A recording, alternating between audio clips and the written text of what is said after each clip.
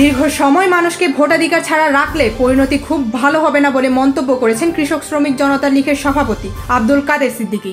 তিনি বলেছেন, এই দেশের মানুষ চাই গণতন্ত্র, চাই ভোটাধিকার। দীর্ঘ সময় মানুষকে ভোটাধিকার ছাড়া রাখলে এখন যারা আছেন তাদের পরিণতিও খুব ভালো হবে না। উপদেষ্টা নিয়োগের ক্ষেত্রে কোনো অঞ্চলকে বিবেচনায় নেওয়া হয়নি, বরং আমরা দেশ নিয়ে চিন্তা করেছি বলে জানিয়েছেন অন্তর্বর্তীকালীন সরকারের সমাজ কল্যাণ মন্ত্রণালয়ের উপদেষ্টা শারমিন এস মুর্শিদ। শনিবার দুপুরে রংপুর জেলা শিল্পকলা একাডেমিতে শহীদ পরিবারের প্রতি বাংলাদেশ আর্থিক সহায়তা প্রধান কর্মসূচিতে এসে সাংবাদিকদের তিনি কথা বলেন।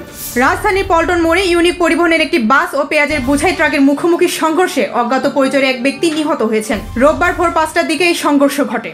গুরুতর আহত অবস্থায় ব্যক্তিকে ঢাকা মেডিকেল কলেজ হাসপাতালের জরুরি বিভাগে নিয়ে গেলে কর্তব্যরত চিকিৎসক পরীক্ষা নিরীক্ষা শেষে সকাল 6টায় মৃত ঘোষণা করেন। কুড়িগ্রামে কুয়াশা ও ঠান্ডার তীব্রতা বেড়েছে।